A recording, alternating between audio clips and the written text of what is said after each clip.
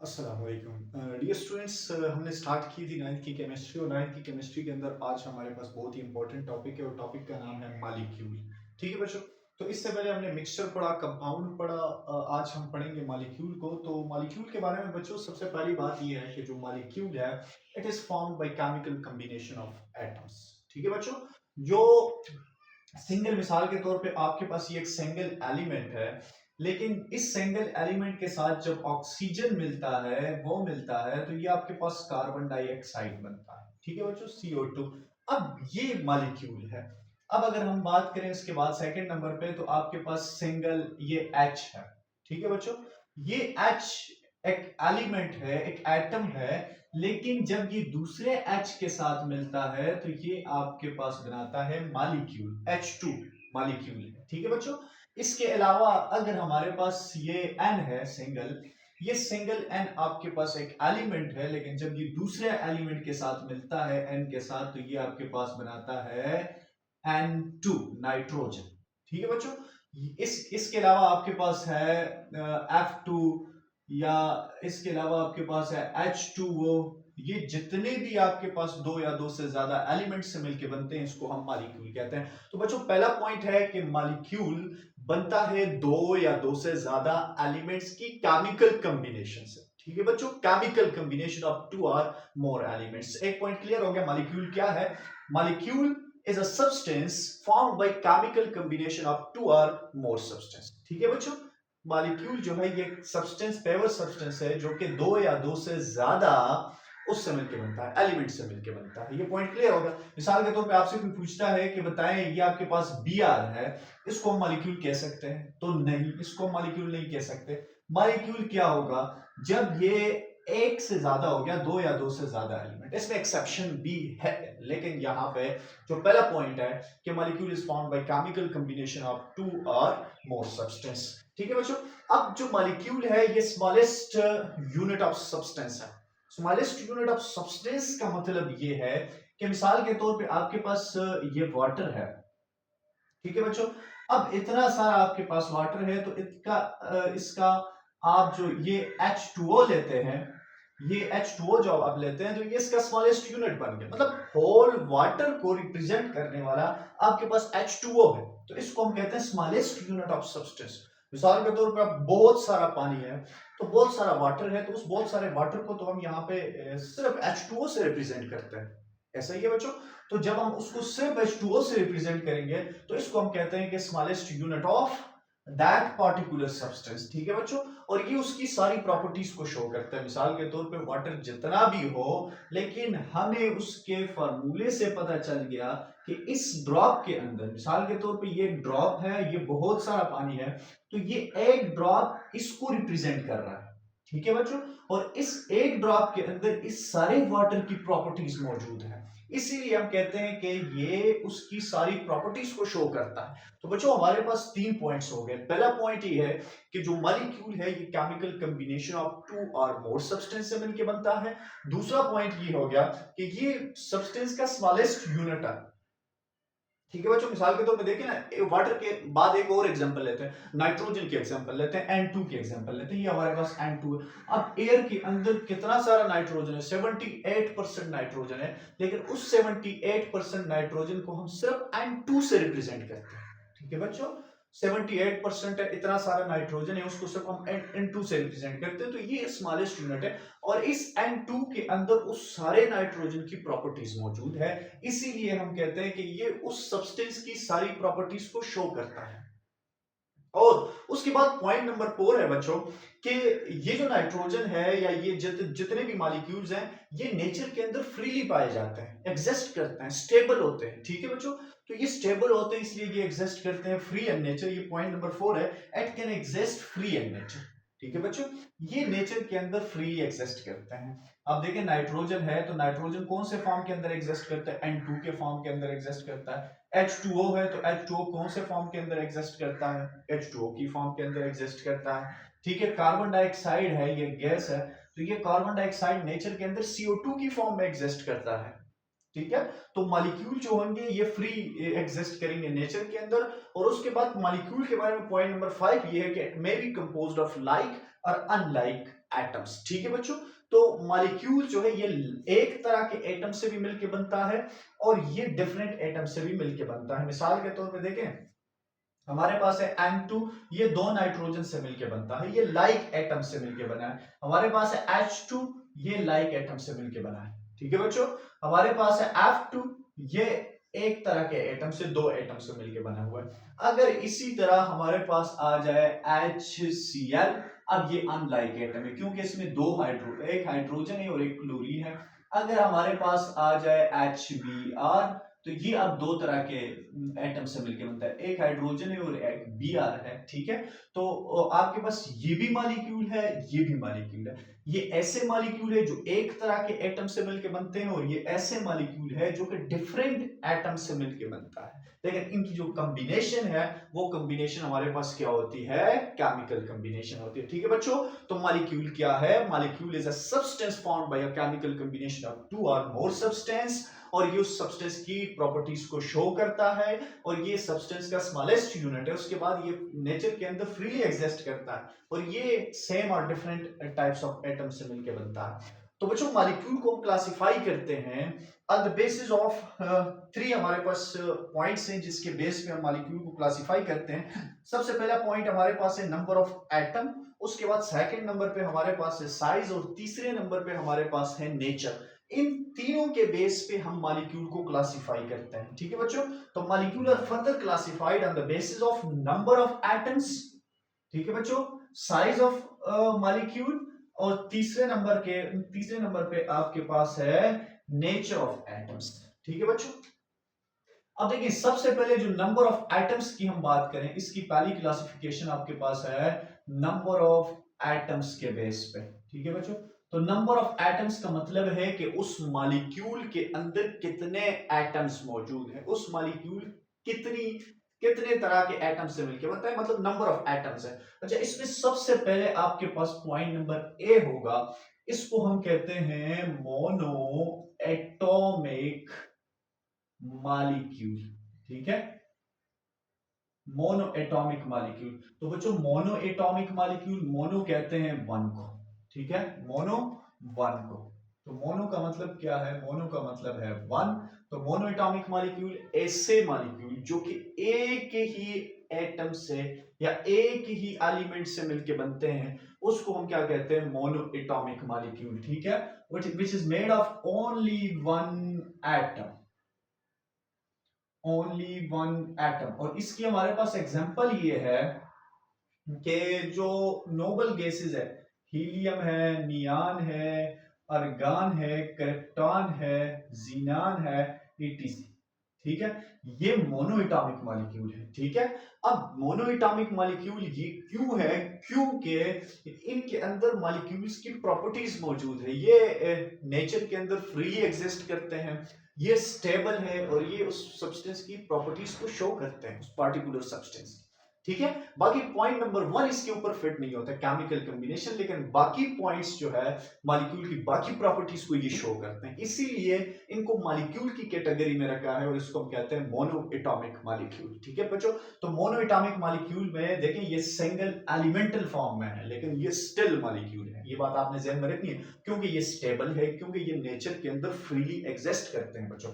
तो ये आपके पास नंबर ऑफ एटम्स की बेस पे सबसे पहले हमारे पास क्या था, मोनो एटॉमिक मॉलिक्यूल, ऐसे मॉलिक्यूल जो कि एक ही एलिमेंट से मिलके बनते हैं उसको मोनो एटॉमिक मॉलिक्यूल कहते हैं। अच्छा बच्चों, बी नंबर पे हमारे पास क्या होगा, diatomic molecule, diatomic molecule.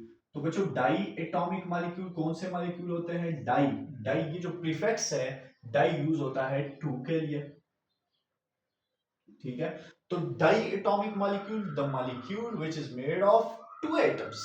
ठीक है, वो टू एटम्स ये किससे मिलके बनते हैं, टू एटम्स से मिलके बने होंगे ये जो डाई एटॉमिक मॉलिक्यूल है। और इसकी हमारे पास एग्जांपल क्या हो सकती है, O2 हो सकती है। ये नंबर ऑफ एटम है, ये जो सबस्क्रिप्ट में लिखा होता है इसका मतलब है कि ये नंबर ऑफ एटम। O2 का मतलब है दो ऑक्सीजन, यहाँ पे N2 का मतलब है कि ये दो नाइट्रोजन है। ठीक है बच्चों, ये लाइक एटम हो गए। हमारे पास HCl है, अब इसमें एक H और एक Cl है, ये अनलाइक एटम है लेकिन दो है, एक H है और एक Cl है। ठीक है बच्चों, इसके अलावा बहुत सारी एग्जांपल्स इसकी आ सकती है। मिसाल के तौर पे ये आपके पास है कार्बन मोनोऑक्साइड, ठीक है, आपके पास है नाइट्रिक ऑक्साइड, ठीक है, आपके पास है H2।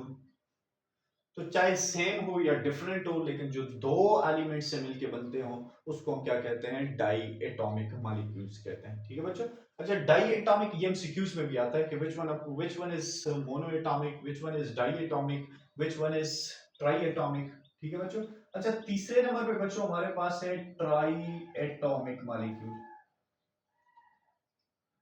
Try atomic molecule. तो बच्चों क्या होता है ट्राई, इसके नाम से ही जाहिर है और आपको अंदाजा हो गया कि ट्राई स्टैंड फॉर थ्री। ठीक है, ये जो प्रीफिक्स है ट्राई का मतलब क्या होगा, ट्राई का मतलब है थ्री। तो ट्राई का मतलब थ्री, तो इसका मतलब है कि ऐसे मॉलिक्यूल्स के अंदर थ्री एलिमेंट्स होंगे, मेड ऑफ थ्री एलिमेंट्स। ठीक है बच्चों। और थ्री एलिमेंट्स की एग्जांपल देखिए बच्चों, एक एग्जांपल हमारे पास है कार्बन डाइऑक्साइड। इसके अंदर आप गिने कितने एटम्स हैं, एक कार्बन है और दो ऑक्सीजन है, तो ये आपके पास थ्री हो गए। इसके अलावा आपके पास है H2O वाटर, इसमें दो हाइड्रोजन है और एक ऑक्सीजन है। इसके अलावा आपके पास है O3, ओजोन हम इसको कहते हैं। ठीक है, ये आपके पास सेम तरह के एटम से मिलकर बनता है, लेकिन तीन एटम इसके अंदर मौजूद है, इसीलिए इसको हम क्या कहते हैं बच्चों, इसको हम कहते हैं ट्राई एटॉमिक मॉलिक्यूल। ठीक है, on the basis of number अभी तक हमारे पास तीन हो गए, मोनो, डाई और ट्राई। अच्छा, उसके बाद हम इसको पोली एटॉमिक कहते हैं। मिसाल के तौर पे तीन से ज्यादा जो भी होंगे वो पोली के अंदर आएंगे, पोली एटॉमिक मॉलिक्यूल। तो बच्चों पोली मीन मैनी, पोली मीन मैनी, यहाँ पे मैनी से मुराद जो आपके पास थ्री तक है तो आप ट्राई का प्रीफिक्स यूज करें, थ्री से आगे आप पोली का प्रीफिक्स यूज करें। ठीक है, पोली का मतलब क्या होगा, पोली का मतलब है मैनी। ठीक है बच्चों, तो मैनी का मतलब है थ्री से ज्यादा होगा, यहाँ पे थ्री से ज्यादा। मिसाल के तौर पे more than three, the molecule which is made of more than three elements is called, three types of elements is called polyatomic molecule. मिसाल के तौर पे आपके पास है H2SO4। ठीक है बच्चों, H2SO4, H2SO4 में दो हाइड्रोजन, एक सल्फर और चार ऑक्सीजन, ये आपके पास कितने बन गए, 5। ठीक है, इसमें 5 एटम्स आ गए H2SO4 में। इसी तरह आपके पास है C6, H12O6, ग्लूकोज आ गया। अब इसके आप गिने, इसके अंदर 24 एटम्स आ गए। ठीक है बच्चों, आपके पास है S8 सल्फर। ठीक है, S8 ये भी आपके पास पॉलीएटॉमिक मॉलिक्यूल में आ गया। आपके पास है H2CO3 कार्बोनिक एसिड है, इसमें देख लें एक दो H, एक कार्बन और तीन ऑक्सीजन है, तो ये आपके पास 6 एलिमेंट्स, 6 एटम्स हो गए या एलिमेंट्स हो गए, तो ये पॉलीएटॉमिक मॉलिक्यूल्स था बच्चों। तो बच्चों on the basis of number of atoms हमने चार तरह की डिवीजन की है, क्लासिफिकेशन की है, monoatomic, diatomic, triatomic, polyatomic. जो भी मॉलिक्यूल आपके सामने आए आप उसके अंदर नंबर ऑफ एटम्स गिने। ठीक है, और नंबर ऑफ एटम्स गिनने के बाद आप देखें कि वो आपके पास कौन सी कैटेगरी में फॉल करता है। ठीक है, मोनो में, डाई में, ट्राई में या पॉली में। अच्छा बच्चों, उसके बाद सेकंड नंबर पे हमारे पास है the basis of size. On the basis of size of atom, size of molecule are classified into two types। ठीक है बच्चों, तो यहाँ पे इसको करते हैं कि साइज के बेस पे हमारे पास मॉलिक्यूल्स की क्या क्लासिफिकेशन है। तो साइज के बेस पे बच्चों आपने जहन में रखना है कि साइज के बेस पे हम मॉलिक्यूल को क्लासिफाई करते हैं दो टाइप्स पे। एक हमारे pass on the basis of size है।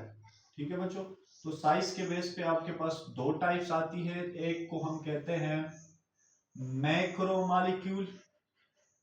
ठीक है बच्चों, मैक्रो मॉलिक्यूल, और दूसरा हमारे पास होता है, इसको हम कहते हैं माइक्रो मॉलिक्यूल।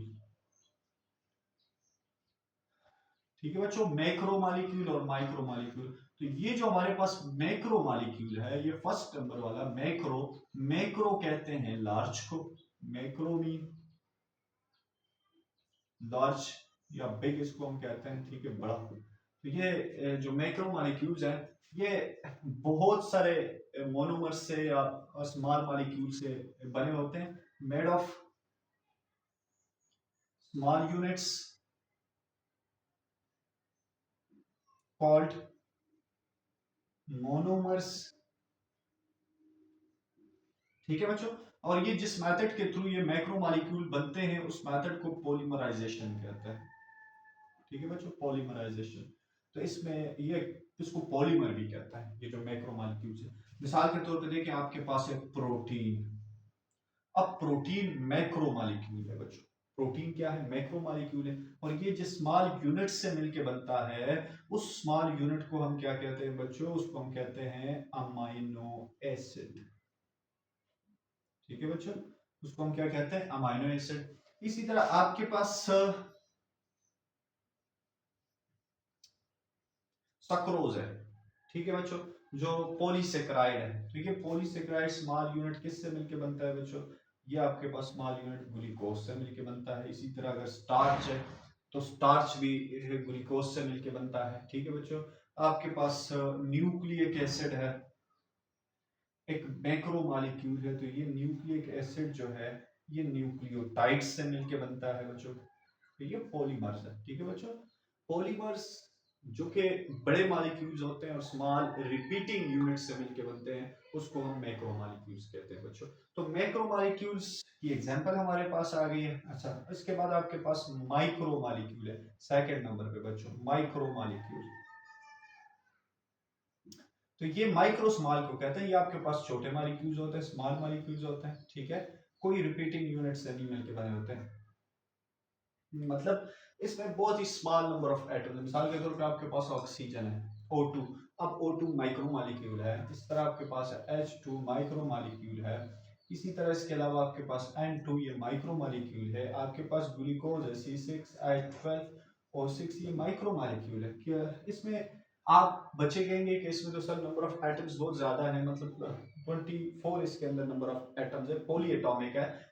पॉलीएटॉमिक है लेकिन ये ग्लूकोज जो है ये सिंगल यूनिट है। ठीक है बच्चों, जब इसके बहुत सारे यूनिट्स मोर देन 100 यूनिट्स ये कंबाइन होते हैं तो ये आपके पास पॉलीसेकेराइड बनाते हैं। जिस तरह आपके पास स्टार्च है, ग्लूकोज सक्रोज है, तो ये इसको हम फिर क्या कहते हैं बच्चों, इसको हम फिर मैक्रो मॉलिक्यूल कहते हैं। ये स्मॉल यूनिट्स है। तो साइज के बेस पे हमारे पास बच्चों दो क्लासिफिकेशन थी, एक थी मैक्रो मॉलिक्यूल और दूसरी आपके पास थी माइक्रो मॉलिक्यूल। ठीक है बच्चों, अब थर्ड नंबर पे हमारे पास नेचर के अंदर जो नेचर ऑफ एटम है उस नेचर ऑफ एटम के बेस पे हमारे पास मॉलिक्यूल को हम क्लासिफाई करते हैं फर्दर इनटू टू ग्रुप्स। ठीक है बच्चों, कौन कौन से ग्रुप हैं, दो टाइप्स पे हम क्लासिफाई करते हैं। अच्छा, on the basis of nature of atom. ठीक है बच्चों, तो यहाँ पे इसको लिख लेते हैं, नेचर ऑफ एटम को क्लासिफाई करते हैं दो, उसमें एक हमारे पास जिसको हम कहते हैं होमो एटॉमिक मॉलिक्यूल। ठीक है बच्चों, होमो एटॉमिक मॉलिक्यूल। और दूसरे नंबर पे हमारे पास क्या है बच्चों, इसको हम कहते हैं hetero atomic molecule, hetero atomic molecule. ठीक है बच्चों, होमो एटॉमिक मॉलिक्यूल और हेट्रो एटॉमिक मॉलिक्यूल। अच्छा बच्चों, तो क्या होता है होमो atomic molecule, homo atomic molecule, homo atomic molecule on the basis of nature of atom, homo atomic molecule. बच्चों जो होमो का लफ्ज यूज होता है, होमो का मतलब है सेम। ठीक है, होमो मीन्स सेम। ठीक है बच्चों, होमो मीन जो कि एक ही तरह के एटम से मिलके बनता हो उसको होमो एटॉमिक कहते हैं। ठीक है बच्चों, होमो atomic molecule which is made of only one type of atom, इसको हम क्या कहते हैं, होमो एटॉमिक कहते हैं। ठीक है, जो एक ही तरह के एटम से मिलके बनता है उसको हम होमो एटॉमिक कहते हैं। होमो से ही आप ध्यान में रखिए, होमो का मतलब है सेम। ठीक है, इसमें हमारे पास एग्जांपल है O2, ये दो सेम ऑक्सीजन से मिलके बनते हैं, दो ही ऑक्सीजन है सेम है। अच्छा, इसके अलावा डायटोमिक फॉर्म में हमारे पास है N2, दो नाइट्रोजन से मिलके बनता है। हमारे पास है H2, दो हाइड्रोजन से मिलके बनता है, होमो एटॉमिक है। O3 बच्चों ओजोन से मिलके बनता है, तीन ओजोन से, अच्छा तीन ऑक्सीजन से। और PO4 ये आपके पास चार फास्फोरस है, ये होमो एटॉमिक मॉलिक्यूल है बच्चों। अच्छा, इसके अलावा हमारे पास है S8 है बच्चों। ये जो S8 है ये भी 8 तो इसके अंदर आता तो पॉली एटॉमिक में है, लेकिन होमो एटॉमिक है। ठीक है बच्चों, क्योंकि 8 सल्फर जो है, एक जैसे सल्फर है 8, तो एक ही तरह के एटम्स हैं, तो ये होमो एटॉमिक के अंदर आएगा। ठीक है बच्चों। अच्छा, सेकंड नंबर पे हमारे पास क्या है बच्चों, होमो के बाद हमारे पास है हेट्रो एटॉमिक। बच्चों हेट्रो एटॉमिक क्या होगा, हेट्रो हम किसको कहते हैं बच्चों, हेट्रो का मतलब है डिफरेंट। ठीक है, यहाँ पे नंबर ऑफ एटम्स की बात नहीं हो रही, नेचर की बात हो रही है। तो हेट्रो का मतलब क्या होगा बच्चों, डिफरेंट। अच्छा, जो डिफरेंट तरह के एटम से मिलके बनते हैं उसको हम क्या कहते हैं, उसको हम हेट्रो एटॉमिक कहते हैं, which is made of different types of element, different types of elements। ठीक है बच्चों, तो उसको हम क्या कहते हैं, हेट्रो एटॉमिक मॉलिक्यूल। जो डिफरेंट एटम से मिलके बनता हो उसको हम हेट्रो एटॉमिक मॉलिक्यूल कहते हैं। मिसाल के तौर पे एग्जांपल, फॉर एग्जांपल देखें, सबसे सिंपल H2O। इसमें देखें, आपने भी यहाँ पे नंबर की बात नहीं करनी। ठीक है, अगर कोई एलिमेंट कितनी दफा भी रिपीट हुआ हो, आपने देखना है कि उसके साथ कोई दूसरे तरह का एलिमेंट है या नहीं। यहाँ पे हाइड्रोजन और ऑक्सीजन है।